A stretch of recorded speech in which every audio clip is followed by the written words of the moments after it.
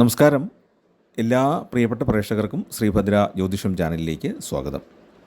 നമ്മൾ കഴിഞ്ഞ കുറേ കാലമായിട്ട് വളരെ ശ്രദ്ധയോടെ നിരീക്ഷിച്ചുകൊണ്ടിരുന്ന ഒരു ഗ്രഹമാറ്റമാണ് ശനിയുടെ രാശിമാറ്റം. എന്നാൽ അതിനിടയിൽ അധികം ശ്രദ്ധിക്കപ്പെടാതെ പോയ ഒരു യോഗവും മീനൻ രാശിയിൽ ഉണ്ടാകുന്നുണ്ട്. അത് ഉച്ചരാശിയിൽ നിൽക്കുന്ന ശുക്രനും ബന്ധുരാശിയായ മീനത്തിലേക്ക് എത്തിച്ചേരുന്ന സൂര്യനും തമ്മിലുള്ള ശുക്രാദിത്യ യോഗമാണ്. ഈ ശുക്രാദിത്യ യോഗം 3 കൂറുകളിൽപ്പെട്ടവർക്ക് വളരെ ഗുണഫലങ്ങളാണ് നൽകുന്നത്. അതിനെക്കുറിച്ചാണ് നമ്മൾ ഇന്നത്തെ വീഡിയോയിൽ പറയുന്നത്. അതിൽ ഏറ്റവും പ്രധാനമായിട്ടും ഫലം കിട്ടുന്നത് മകരക്കൂറിൽപ്പെട്ട നക്ഷത്രങ്ങൾക്കാണ്. അതായത് ഉത്രാടം, തിരുവോണം, അവിട്ടം ഈ നക്ഷത്രക്കാർക്കാണ് കൂടുതലായിട്ടുള്ള ഫലം ലഭിക്കുന്നത്. അതായത് മകരക്കൂറിൽപ്പെട്ട ഉത്രാടത്തിൻ്റെ അവസാന മുക്കാൽ ഭാഗം, തിരുവോണം, ഔട്ടത്തിൻ്റെ ആദ്യ പകുതിയിൽപ്പെട്ടവർക്ക് അവർക്ക് ഒരു ഗുണം എന്താണെന്ന് വെച്ചാൽ അവരുടെ 7.5 ശനിക്കാലം അവസാനിച്ചു. ശനി 3-ലാണ് ഉള്ളത്. 3-ൽ ശനി എന്ന് പറയുന്നത് അവർക്ക് ഗുണകരമാണ്. 3-ൽ രാഹു നിൽക്കുന്നുണ്ട്, അത് ഗുണകരമാണ്. 3-ൽ സൂര്യൻ നിൽക്കുന്നത് ഗുണകരമാണ്. 3-ൽ ശുക്രൻ നിൽക്കുന്നത് ഗുണകരമാണ്. അപ്പോൾ സൂര്യനും ശുക്രനും കൂടെ ചേർന്ന് വരുന്നത് കൊണ്ട് അവർക്ക് ഈ ശുക്രാദിത്യ യോഗം 3-ൽ രൂപപ്പെടുന്നത് വ്യാപാര നേട്ടത്തിനും ധനഭാഗ്യ യോഗത്തിനും കാരണമാകും. വൻതോതിലുള്ള ഒരു നേട്ടം നമുക്ക് പറയാൻ കഴിയില്ലെങ്കിൽ പോലും സാമാന്യം നല്ല നേട്ടം തന്നെയാണ് ഈ ഒരു സമയത്തുണ്ടാകുന്നത്. ശനിയെ കൊണ്ടുള്ള നേട്ടം, രാഹുവിനെ കൊണ്ടുള്ള പെട്ടെന്നുള്ള ചില ധനനേട്ടങ്ങൾ, അതുപോലെ ഈ ശുക്രാദിത്യ യോഗം കൊണ്ടുള്ള ധനനേട്ടങ്ങൾ.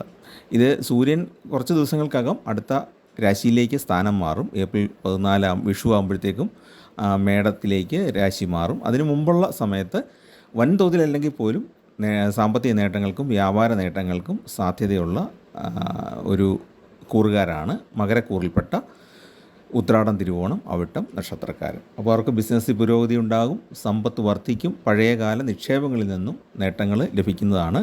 സ്വർണം മുതലായ കാര്യങ്ങളിലൊക്കെ നേരത്തെ മുതൽ മുടക്കിയിട്ടുണ്ടെങ്കിൽ ഇപ്പോൾ വളരെയേറെ ലാഭകരമായിട്ടത് വിൽക്കാനായിട്ട് സാധിക്കും, അല്ലെങ്കിൽ നല്ലൊരു അസറ്റ് ക്രിയേറ്റ് ചെയ്യാനായിട്ട് സാധിക്കും. അതുപോലെ തന്നെ ബിസിനസ്സിലെ പുതിയ മേഖലകളിൽ ബിസിനസ് വ്യാപിപ്പിക്കാനും ഇപ്പം നിലവിലുള്ള ബിസിനസ്സിൽ നിന്ന് തന്നെ നല്ല സാമ്പത്തിക നേട്ടം ലഭിക്കാനും ഈ കാലഘട്ടം ഗുണകരമാണ്. പക്ഷേ ചെറിയൊരു ഷോർട്ട് പീരീഡേ ഉള്ളൂ എന്നുള്ളത് കൊണ്ട് ഈ ഒരു സമയത്ത് നല്ല പ്രാർത്ഥനയോടെ നമ്മൾ കാര്യങ്ങളൊക്കെ ചെയ്യുക. പുതിയ ഒരു മേഖലയിൽ നമുക്ക് ബിസിനസ് അവസരം തുറന്നു കിട്ടുകയാണെങ്കിൽ അതിനെപ്പറ്റി ഒന്ന് നന്നായിട്ട് മനസ്സിലാക്കിയും അല്ലെങ്കിൽ അതിനെപ്പറ്റി ജ്ഞാനമുള്ള ആൾക്കാരോട് ഉപദേശം തേടിയും അതിലേക്ക് കടക്കാൻ പറ്റിയ ഒരു സമയമാണ് ഇപ്പം ഉള്ളത്. അടുത്തത് തുലാം രാശിക്കാരാണ്. തുലാം രാശിക്കാരുടെ 6-ാം ഭാവത്തിലാണ് ഈ ശുക്രാദിത്യ യോഗം രൂപപ്പെടുന്നത്. അപ്പം ശുക്രൻ 6-ൽ നിൽക്കുന്നത് അത്ര ഗുണകരമെന്ന് നമുക്ക് പറഞ്ഞുകൂടാ. കുറച്ച് പ്രയാസങ്ങളൊക്കെ ഉണ്ടാകാം. എങ്കിൽ പോലും ഈ തുലാം രാശിക്കാർക്ക് വ്യാപാരത്തിൽ വളരെയേറെ നേട്ടങ്ങൾ വരാനൊരു കാരണം എന്ന് പറഞ്ഞാൽ 6-ലാണല്ലോ ശനി നിൽക്കുന്നത്.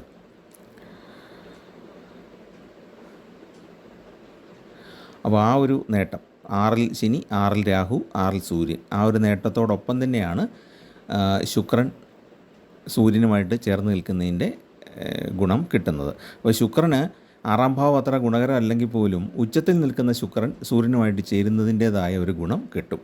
അതുകൊണ്ട് തന്നെ പെട്ടെന്നുള്ള ചില ലാഭങ്ങൾ ബിസിനസ്സിലുണ്ടാകാൻ സാധ്യതയുണ്ട്.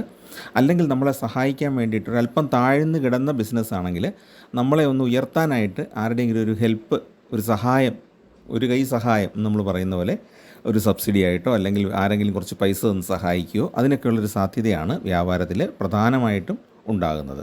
സമ്പാദ്യം വർദ്ധിക്കുന്നതാണ്. കരിയറിൽ നല്ല നേട്ടങ്ങളുണ്ടാകും. ഉദ്യോഗസ്ഥരെയൊക്കെ സംബന്ധിച്ച് അവരുടെ ജോലിയിൽ വളരെ എടുത്തു പറയത്തക്ക ചില നേട്ടങ്ങളുണ്ടാകും. എൻജിനീയർമാർ, ഡോക്ടർമാർ, പ്രൊഫഷണലുകൾ, അവർക്കൊക്കെ അവരുടെ കരിയറിൽ വളരെ മാറ്റങ്ങളുണ്ടാക്കുന്ന, പോസിറ്റീവായിട്ടുള്ള മാറ്റങ്ങളുണ്ടാക്കുന്ന എന്തെങ്കിലും ഒരു സംഭവം ഈ 2 ആഴ്ചയ്ക്കുള്ളിൽ കിട്ടാനായിട്ട് സാധ്യതയുണ്ട്. പിന്നെ അതിലൂടെ അവർക്ക് പുതിയ ഒരു ജീവിതം കെട്ടിപ്പടുക്കാനായിട്ട് സാധിക്കും. ഒരല്പം താഴ്ന്നു നിന്ന് മുൻകാലങ്ങളിലൊക്കെ ശനിദോഷം കൊണ്ടോ അല്ലെങ്കിൽ മറ്റ് ഗ്രഹങ്ങളുടെ ദോഷം കൊണ്ടോ ജീവിതം ഒരല്പം താഴ്ന്ന ലെവലിലാണ് പൊയ്ക്കൊണ്ടിരുന്നതെങ്കിൽ ഈ ഒരു സമയത്ത് അവർക്ക് പല കോണുകളിൽ നിന്നുള്ള സഹായത്തോടു കൂടി പുതിയൊരു തുടക്കം സൃഷ്ടിച്ചെടുക്കാനായിട്ട് സാധിക്കും. അപ്പോൾ അത് ഈ ഒരു അവസരം അതിനുവേണ്ടി ഉപയോഗിക്കണം എന്നുള്ളതാണ് പറയാനുള്ളത്. നല്ല പ്രാർത്ഥനയോടുകൂടി തന്നെ മുന്നോട്ട് പോവുക. അടുത്തത് എന്ന് പറഞ്ഞാൽ ഇടവക്കൂറിൽപ്പെട്ട കാർത്തിക, രോഹിണി, മകയിരത്തിൻ്റെ ആദ്യ പകുതിയിൽ വരുന്ന നക്ഷത്രക്കാർക്കാണ്. അവരെ സംബന്ധിച്ചിടത്തോളം 11-ലാണ് ശുക്രാദിത്യ യോഗം രൂപപ്പെടുന്നത്. അപ്പോൾ അതിൻ്റെ വലിയൊരു ഗുണം ഉണ്ടാകും. 11-ൽ ശനി നിൽക്കുന്നത് ഗുണകരമാണ്. 11-ൽ രാഹു നിൽക്കുന്നത് ഈ നേരത്തെ പറഞ്ഞല്ലോ പെട്ടെന്നുള്ള ധനനേട്ടങ്ങൾക്ക് കാരണമാകും. ലാഭസ്ഥാനമാണ് ഈ 11 എന്ന് പറയുന്നത്. അത് ശുഭഗ്രഹമായ വ്യാഴത്തിൻ്റെ രാശിയുമാണ്. അപ്പോൾ സൂര്യനെ സംബന്ധിച്ച് ബന്ധു ക്ഷേത്രമാണ് ഈ വ്യാഴത്തിൻ്റെ രാശിയായ മീനം. അതുപോലെ തന്നെ ശനിയെ സംബന്ധിച്ച് സമനായ വ്യാഴത്തിൻ്റെ രാശിയാണ്. അപ്പോൾ അതുകൊണ്ടൊക്കെയുള്ള ഗുണങ്ങൾ കിട്ടും. സൂര്യനും ശനിയും കൂടെ ഉള്ള ശത്രുത ഉണ്ട് എന്നുള്ളത് മറ്റൊരു കാര്യം. എങ്കിൽ പോലും അതുകൊണ്ടാണ് ഞാൻ ഈ വലിയ നേട്ടങ്ങളെന്ന് പറയാത്തത്. നേട്ടങ്ങൾ വലിയൊരു നേട്ടം വരാൻ സാധ്യതയുണ്ടെങ്കിലും അതിനെ പിന്നോട്ട് വലിക്കുന്ന ഒരു അവസ്ഥയാണ് സൂര്യനും ശനിയും തമ്മിൽ ശത്രുതയുള്ളത്. 2 ശത്രുഗ്രഹങ്ങളാണ് ഒന്നിച്ചൊരു രാശിയിൽ നിൽക്കുന്നത്. അതിൻ്റേതായ ചില കാര്യങ്ങൾ ഒഴിച്ചു നിർത്തിയാൽ ഈ കാർത്തിക, രോഹിണി, മകയിര നക്ഷത്രക്കാർക്ക് ലാഭസ്ഥാനത്തുള്ള ഈ ശുക്ര സൂര്യ സംഗമം ലാഭവും ഐശ്വര്യവും എല്ലാം നേടിക്കൊടുക്കുന്ന ഒരു കാലഘട്ടമാണ്. നിക്ഷേപങ്ങളിൽ നിന്ന് നല്ല ലാഭം കിട്ടും, സമ്പത്ത് വർദ്ധിക്കും.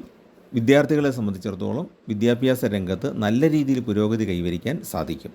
പഠനത്തിലൊക്കെ അല്പം പിന്നോക്കം നിൽക്കുന്നവർ ഒരു സരസ്വതി ക്ഷേത്രത്തിൽ പോയി നന്നായിട്ടൊന്ന് പ്രാർത്ഥിച്ച്, അതോടൊപ്പം തന്നെ ആദിത്യഹൃദയം പോലെ ഏതെങ്കിലും മന്ത്രങ്ങളും കൂടെ ചൊല്ലിക്കൊണ്ട് സൂര്യനെയും പ്രാർത്ഥിച്ച് മുന്നോട്ട് പോയാൽ വളരെ ഗുണകരമായ മാറ്റങ്ങൾ അവരുടെ ജീവിതത്തിൽ ഈ സമയത്ത് ഉണ്ടാകും. ചില ഗ്രഹങ്ങളുടെ സ്ഥാനം മാറി നിൽക്കുന്ന സമയത്ത്, അല്ലെങ്കിൽ ചില ഗ്രഹ കോമ്പിനേഷൻസ്, ഗ്രഹസംഗമങ്ങൾ വരുന്ന സമയത്ത് നമ്മുടെ ജീവിതത്തിൽ പ്രകൃതിയിൽ മാറ്റങ്ങൾ വരുന്ന പോലെ തന്നെ നമ്മുടെ ജീവിതത്തിലും പല പല മാറ്റങ്ങളും ഉണ്ടാകാൻ സാധ്യതയുണ്ട്. അതുകൊണ്ട് ഒട്ടും നിരാശപ്പെടേണ്ട കാര്യമില്ല. ഇടവക്കൂറിൽപ്പെട്ട ആളുകൾക്കെല്ലാം നേട്ടങ്ങൾ ഉണ്ടാക്കാൻ കഴിയുന്ന ഒരു കാലഘട്ടമാണ്. പൊതുവേ സാമ്പത്തികമായിട്ടൊക്കെ താഴ്ന്നു നിന്ന ഗൃഹനാഥന്മാർ, ഇടവക്കൂറുകാരായിട്ടുള്ള ഈ കാർത്തിക, രോഹിണി, മകയിര നക്ഷത്രത്തിൽപ്പെട്ട ആൾക്കാർ അങ്ങനെ അല്പം സാമ്പത്തികമായിട്ട് ബുദ്ധിമുട്ടൊക്കെ അനുഭവിച്ചിട്ടുണ്ടെങ്കിൽ ഈ സമയത്ത് അവർക്ക് പുതിയ പുതിയ അവസരങ്ങൾ തുറന്നു കിട്ടുന്നതാണ്. പെട്ടെന്നൊരു ലോട്ടറി അടിച്ച് ഭാഗ്യം വരും എന്ന് ഞാൻ പറയാത്തത് ഈ പാപഗ്രഹങ്ങളുടെ സാന്നിധ്യം ഉള്ളതുകൊണ്ടാണ്. അതുകൊണ്ട് നമുക്ക് 100% അത് ഉറപ്പ് പറയാൻ കഴിയില്ല. ലോട്ടറി കിട്ടാനും സാധ്യതയുണ്ട് എന്ന് പറയാം. എങ്കിൽ പോലും ഈ ഭാഗ്യത്തെ അല്പം പിടിച്ച് വലിക്കുന്ന ചില ഘടകങ്ങളും ഉണ്ട്. പക്ഷേ സമ്പത്തിനെ കണ്ടെത്താനുള്ള, അല്ലെങ്കിൽ സമ്പത്തിലേക്ക് എത്തിച്ചേരാനുള്ള പല അവസരങ്ങൾ ഉണ്ടാകും. നല്ലൊരു ജോലി അവസരം ഉണ്ടാകാം. അതുപോലെ തന്നെ ഒരു വിദേശ ജോലിക്കുള്ള അവസരം ഉണ്ടാകാം ശനിയുടെ സാന്നിധ്യം കൊണ്ടും. അതുപോലെ കേതുവിൻ്റെ ഒരു സാന്നിധ്യം, ദൃഷ്ടിയൊക്കെ ഉള്ളതുകൊണ്ട് അങ്ങനെ ഒരു സംഭവവും ഉണ്ടാകാം. ശനി നിൽക്കുന്ന രാശിയിലേക്ക് കേതുവിൻ്റെ ഒരു ദൃഷ്ടി വരുന്നുണ്ടല്ലോ. ശനിയും കേതുവിനൊരു വിദേശ യാത്രാ യോഗം കാണിക്കുന്ന ഒരു ഗ്രഹമാണ്. അതുപോലെ ശനിയും വിദേശയാത്രാ യോഗം തരുന്ന ഗ്രഹമാണ്. അപ്പോൾ നല്ലൊരു ജോലി കിട്ടി വിദേശത്തേക്ക് പോകാനുള്ളൊരു സാധ്യതയും ഈ സമയത്ത് നമുക്ക് പറയാം. നേരത്തെ നടത്തിയ നിക്ഷേപങ്ങൾ വളരെ ലാഭകരമായിട്ട് മാറുന്നതാണ്. അതിൽ നിന്ന് നല്ല രീതിയിൽ വരുമാനം ഉണ്ടാകും. അതുപോലെ തന്നെ പുതിയ തൊഴിലവസരങ്ങൾ വന്നു ചേരുന്നതാണ്. നേരത്തെ ജോലി ഇല്ലാതിരുന്ന ആളുകളുണ്ടെങ്കിൽ അവർക്ക് ജോലി കിട്ടാനുള്ള നല്ലൊരു അവസരമാണ്. നാട്ടിൽ തന്നെയാണെങ്കിലും പുതിയ തൊഴിലവസരങ്ങൾ കണ്ടെത്താനായിട്ട് സാധിക്കും.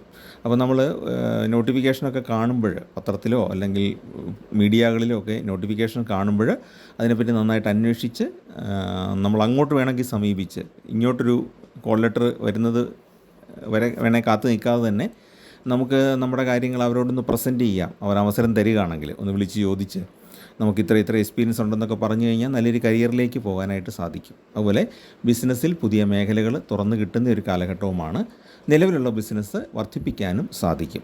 അപ്പം വ്യാഴപ്രീതി വരുത്തുന്ന കാര്യങ്ങൾ ചെയ്യുക ഈ പറഞ്ഞ നക്ഷത്രക്കാർ, അതായത് മകരക്കൂറിൽപ്പെട്ടവരും തുലാക്കൂറിൽപ്പെട്ടവരും അതുപോലെ ഇടവക്കൂറിൽപ്പെട്ടവരും വ്യാഴപ്രീതി വരുത്തുന്ന കാര്യങ്ങൾ ചെയ്യേണ്ടതാണ്. വ്യാഴത്തിൻ്റെ രാശിയിലാണ് ഈ ശുക്രാദിത്യ യോഗം രൂപപ്പെട്ടിരിക്കുന്നത്.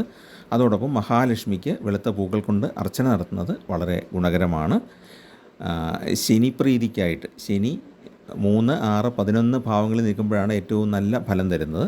അതുകൊണ്ട് ശനിപ്രീതിക്കായിട്ട് ശനി ഭഗവാനും ശാസ്താവിനും നെയ്വിളക്കും അല്ലെങ്കിൽ എള്ളുതിരിയോ തെളിയിക്കുന്നത് വളരെ ഗുണകരമാണ്. അപ്പോൾ ഈ ഒരു അവസരം കുറച്ച് ദിവസത്തേക്കാണ് വരുന്നതെങ്കിലും, അതായത് ശുക്രനും സൂര്യനും തമ്മിലുള്ള ഈ യോഗം കുറച്ച് ദിവസത്തേക്കാണ് വരുന്നത് എങ്കിൽ പോലും ശുഭരാശിയിൽ ശുക്രാദിത്യ യോഗം വന്നിരിക്കുന്ന ഈ സാഹചര്യം നല്ല രീതിയിൽ ഉപയോഗിക്കാനായിട്ട് എല്ലാവരും ശ്രദ്ധിക്കുക.